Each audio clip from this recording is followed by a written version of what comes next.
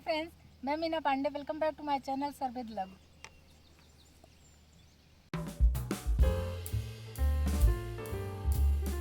तो फ्रेंड्स, मैंने ये गेहूं के आटे से ये नाश्ता बना के तैयार किया है। बहुत ही टेस्टी बन के तैयार हुआ है। आइए बना लेते हैं।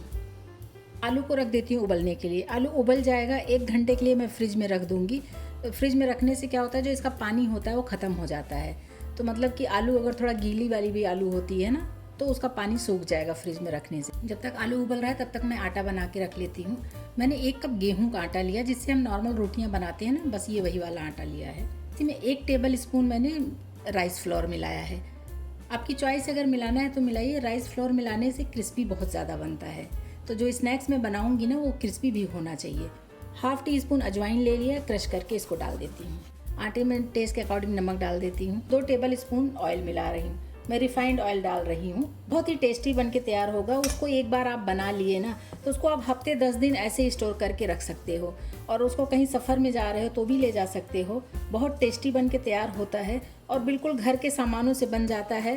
ज़्यादा कुछ ज़रूरत भी नहीं पड़ती है। मोयन इसमें जो मैंने दिया ना, क्योंकि मैंने 1 कप आटा लिया है, तो उसके लिए 2 टेबल स्पून मोयन काफ़ी है। देख रहे हैं ना, ये देखिए ऐसे बांध रहे हो तो ये बंध जा रहा है। तो आप अपने अकॉर्डिंग, जैसे अगर 1 कप से ज़्यादा आटा ले रहे हो तो उस हिसाब से मोयन बढ़ा सकते हो। तो थोड़ा थोड़ा पानी डाल के, जैसे भरवा पराठा हम स्टफ पराठा बनाते हैं, उसी टाइप का आटा हमें बना लेना है। तो थोड़ा थोड़ा पानी डाल के इसका मैं सेमी सॉफ्ट डो तैयार कर लेती हूँ। आटा हमारा इकट्ठा हो गया है।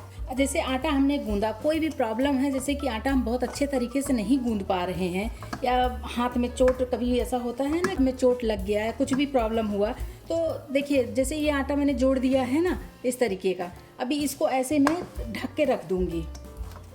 ये देखिए इस तरीके से मैंने ऐसे, अभी इसको अच्छे तरीके से मैंने चिकना नहीं किया आटे को, बस ऐसे कवर कर दूंगी। इसको 10 मिनट ऐसे रेस्ट पे छोड़ दूंगी। तो बाद में जब मैं इसमें फिर से हाथ लगाऊंगी ना, तो आटा हमारा सॉफ्ट हमें मिल जाएगा। 1 टीस्पून मैंने धनिया पाउडर ले लिया है। 1/2 टीस्पून काश्मीरी लाल मिर्च पाउडर लिया है। 1 टीस्पून मैंने गरम मसाला पाउडर लिया है। आधा टीस्पून अमचूर पाउडर है। अमचूर पाउडर डालना मस्ट है, थोड़ा खट्टा खाने में अच्छा होगा। तो अमचूर पाउडर अगर आप नहीं डालना चाहते हो तो आप नींबू भी डाल सकते हो। 1/4 टीस्पून प्लेन नमक ले रही हूँ। 1/4 टीस्पून ब्लैक सॉल्ट ले रही हूँ, जो काला नमक होता है ना, इससे टेस्ट बहुत अच्छा आएगा। तो आपकी चॉइस है, अगर डालना है दोनों नमक डालिए या एक ही नमक डालिए। ये आलू मेरा ठंडा हो गया था, वो क्लिप मेरी हट गई फ्रेंड्स। तो वो आलू ठंडा हो गया, उसको मैंने ग्रेट कर लिया। ग्रेट करने से एक भी गांठें नहीं रहेंगी ना। तो उसी आलू में मैंने ये मसालों को मिक्स कर दिया है। तो मैंने सारे मसाले वगैरह डाल के इसको मिक्स कर दिए हैं। इसी आलू में मैं 3 टेबल स्पून चावल का आटा डाल रही हूँ, राइस फ्लोर।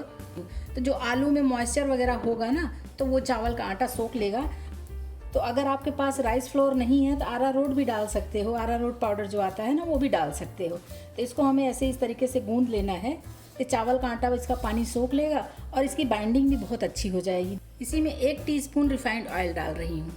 बस अभी इसका मैं डो तैयार कर लेती हूँ। इसमें कोई पानी वानी की कोई ज़रूरत नहीं है। जो आलू का मॉइस्चर है ना, वो मॉइस्चर सारा आटा सोख लेगा। ये देखिए कुछ इस तरीके से ये बन के तैयार हो रहा है। तो ये आलू का भी जो आटा बना लिया है मैंने, ये बन के तैयार हो गया है। एकदम आटे के माफी की ये हो गया है, ऐसे कड़ा सा जैसे आटा होता है ना, क्योंकि राइस फ्लोर डाल दिया तो इसका पानी पूरा सोख लिया है। ये भी तैयार हो गया है। तो आइए आटा चेक कर लेती हूँ। हाथ में हल्का सा तेल लगा लिया है। बस अभी इसको जो है इस तरीके से हाथ लगा दूंगी ना। मैं आपको आटा दिखाती हूँ, जो कि मैंने गूंदा नहीं है आटा, सिर्फ ऐसे समझ लीजिए कि पानी डाल के मैंने जोड़ के रख दिया था। तो थोड़ा सा बस हाथ लगाने से आटा हमारा एकदम गीला से तैयार हो जाता है, मतलब एकदम अच्छे तरीके से सेट हो जाता है। ये आटा भी हमारा रेडी हो गया है। तो मैंने एक ही प्लास्टिक की पन्नी लिया है, जिसपे चिप्स पापड़ बनाते हैं। ये वही वाली पन्नी है नॉर्मल, जो भी कोई भी चीज़ शॉपिंग करो कपड़े तो उसमें मिल जाता है। इस पर मैं हल्का सा ऑयल ग्रीस कर दे रही हूँ। जो मैंने आलू का डो बना के तैयार किया है ना, राइस फ्लोर डाल के, इसको ले लिया है। तो आधा मैंने ले लिया है। आप जितना बनाना चाहो क्वांटिटी अपने हिसाब से कर सकते हो। तो बस इसको ऐसे बीच में रख के और ये पन्नी ऐसे पलट दूंगी और इसको हमें बेलना है। तो रोटी बेलना है, जितनी बड़ी रोटी हम बेलेंगे आटे वाली ना, उतनी बड़ी हमें ये भी बेल के तैयार करना है।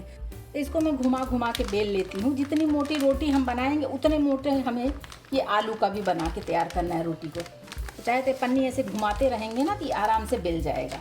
तो आलू की रोटी मेरी बेल गई है। ये देखिए पन्नी छोड़ दी ना, इसीलिए मैंने पन्नी में किया है कि पन्नी में चिपकता नहीं है। जैसे रोटी जितनी मोटी होती है ना उतनी मोटी है। इसको अभी मैं साइड कर देती हूँ। और जो मैंने गेहूं का आटा बना लिया है ना उसको ले लिया है। अभी मुझे 2 रोटी बनानी है इसमें। के आटे में मैंने डस्ट कर लिया है।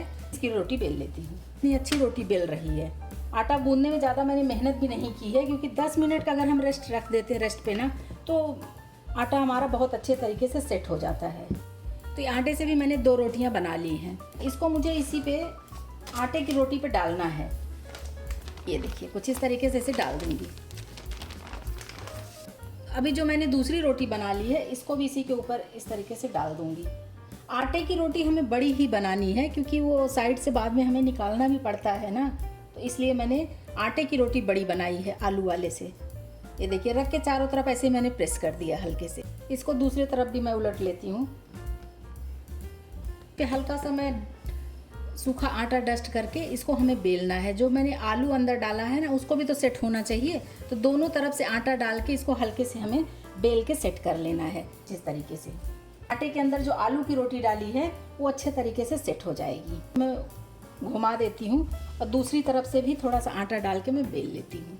इसे मोटा पतला नहीं होना चाहिए, एकदम मतलब एक बराबर से ही चारों तरफ से बेल लो ऐसे। अभी इसको हम पीस बना लेंगे, तो हम काट के निकाल देते हैं। तो चाहे आप चाकू से काट दो या कोई स्केल ले लो। और ये जो अनइक्वल सा है इसको मैं साइड कर लेती हूँ। तो जो ये हमें मिल गया ना, इसको मैं चौकोर शेप में हमें ये काटना है। तो बस ऐसे चौकोर शेप में काट लेते हैं। मेज़रमेंट की कोई ज़रूरत नहीं है कि हमें मेज़रमेंट करके काटना है। अभी इधर से भी काट दूंगी ना तो चौकोर शेप में हमें मिल जाएगा। और इसका जो डिज़ाइन बनेगा ना फ्रेंड्स, तो वो बहुत ही सुंदर लगेगा देखने में। मैं इसी में से एक पीस उठा लेती हूँ। और देखिए इधर से देख रहे हैं ना, चारों तरफ से आप देखेंगे तो ये आलू का जो दिख रहा है ना, देखने में बहुत ही टेस्टी भी लग रहा है, कलरफुल लग रहा है। ऊपर और नीचे से वाइट वाइट और अंदर जो है ऑरेंज कलर का। तो इसका शेप जो बनाएंगे ना, तो जैसे ये तो अगर इस तरीके से हम देख रहे थे तो काजू कतली शेप में है ना, तो इधर का कोना पकड़ के हम इस तरीके से इसे जोड़ देंगे। इसमें पानी लगाने की कोई ज़रूरत नहीं, ये अपने आप ही ऐसे जुड़ जाए। जैसे पकड़ के दबा देंगे ना, क्योंकि आटा जो मैंने गूंदा है वो जैसे स्टफ पराठे गूंदते हैं उस टाइप का आटा रहेगा ना, तो आपको पानी लगाने की ज़रूरत नहीं पड़ेगी। और नीचे का भी ले आके हम यहीं पे ऐसे चिपका देते हैं। ये देखिए ये इधर पे मैंने इसको चिपका दिया। अभी इसको ऐसे कोना सा बना दो और ये देखिए कितना सुंदर शेप बन गया। देख रहे हैं, बिना सांचा का, बिना कोई डिज़ाइन का, बिना कोई डिज़ाइन सोचे इतना अच्छा शेप बन गया। तो बस इसी तरीके से मैं इसको बना लेती हूँ। फिर कोई प्रॉब्लम नहीं होता फ्रेंड्स, बहुत आसान बन जाएगा। देखिए एक पट्टी मैंने उठा लिया ना, एक स्क्वायर शेप का जो था, ये दोनों कॉर्नर पकड़ के ये देखिए पकड़ के ऐसे दबा दिया। और नीचे का जो दोनों है, दोनों नीचे भी पकड़ के ऐसे पिंच कर दीजिए। आप चाहिए तो बस यही डिज़ाइन रखिए, देख रहे हैं ना, इस तरीके का। और या फिर चाहिए तो इसको ऐसे थोड़ा सा घुमा देंगे ना, तो ये शंख शेप में बन जाएगा। जैसे शंख होता है ना, ये देखिए इस शेप पे बन गया है। अब ये बिल्कुल भी जब तेल में हम डालेंगे ना, तो ये बिल्कुल खुलेगा नहीं, कुछ नहीं, बहुत अच्छे तरीके से ये फ्राई होके निकलेगा। तो देखने में कितना क्यूट सा लग रहा है, शंख जैसा। तो ये देखिए फ्रेंड्स, मैंने इतने ढेर सारे बना लिए। इसको मैं फ्राई कर लेती हूँ, तेल को चेक कर लेती हूँ। तो देखिए आटा डालते ही बबल्स आ गए ना, मतलब कि तेल हमारा गर्म हो चुका है। तो इसमें मैं एक एक पीस डालूंगी ताकि इसका टेम्परेचर भी तेल का ना रुके। साथ अभी इसको मैं चलाऊंगी नहीं, इसको मैं थोड़ा सा पक जाने दूंगी। कढ़ाई में जितने आगे मैंने डाल दिए हैं, 1 से 2 मिनट इसको टच नहीं करना है, इसको अपने आप ही पक जाने देना है। तेल गर्म हो गया, उसके बाद मैंने गैस को मीडियम पे रखा है। मीडियम गैस पे इसको फ्राई करेंगे, क्योंकि आलू हमारा पका हुआ है और जो आटा ऊपर और नीचे लगा हुआ है वो बहुत ज़्यादा मोटा मैंने नहीं किया है, तो इसलिए फटाफट पक जाएगा और बहुत ही क्रिस्पी बनेगा। तो डालने के साथ कितने बबल्स आ रहे थे, अभी देखिए बबल्स आने कम हो गए हैं। तो इसको मैं एक बार चला देती हूँ। और देखिए ये लग भी नहीं रहा है हमारे कढ़ाई में। एक बार इसे चला दूंगी ना, तो ये अच्छे तरीके से दोनों तरफ से पक जाएगा। ऑरेंज ऑरेंज देखने में भी सुंदर लग रहा है। एक बार मैं फिर से चला देती हूँ ताकि दोनों तरफ से उलट पलट के इसको मैं पका लूँ। फ्रेंड्स, आप लोग आलू के पराठे, समोसे तो बहुत खाए होंगे, आलू की कचौरियाँ खाई होंगी। इस तरीके से बना के खाएंगे और खिलाएंगे ना, तो सबको बहुत ही पसंद आएगा। एक बार ज़रूर बना के ट्राई करिएगा, एकदम क्रिस्पी बन के तैयार होता है। टी टाइम स्नैक्स है, कहीं रास्ते में जा रहे हैं तो भी ले जा सकते हैं बना के। ये चला रही ना फ्रेंड्स, एकदम क्रिस्पी क्रिस्पी लग रहा है। तो अभी ये देखिए लाल हो गया, इनको मैं निकाल लेती हूँ। इसी में मैं दूसरा बैच फ्राई कर लूँगी। तो दूसरा बैच भी डाल दिया, अभी इसको टच नहीं करूँगी। बस इसी तरीके से बनाते जाइए और खिलाते जाइए। खा के मज़ा ही आ जाएगा फ्रेंड्स। चाहे चाय के साथ खाएंगे, छोटी मोटी भूख लगी है खाएंगे, या फिर सफ़र में ले जा रहे हैं ना, बहुत ही टेस्टी बन के तैयार होता है। फ्रेंड्स, मैंने गेहूं के आटे से और आलू से ये स्नैक्स बना के तैयार किया। इस तरीके से बनाएंगे ना सबको बहुत ही पसंद आएगा। आप लोग भी बनाइए। अगर आपको मेरा तरीका पसंद आया हो तो लाइक और कमेंट्स करना बिल्कुल भी मत भूलना फ्रेंड्स। लास्ट तक मेरे वीडियो देखने के लिए थैंक यू।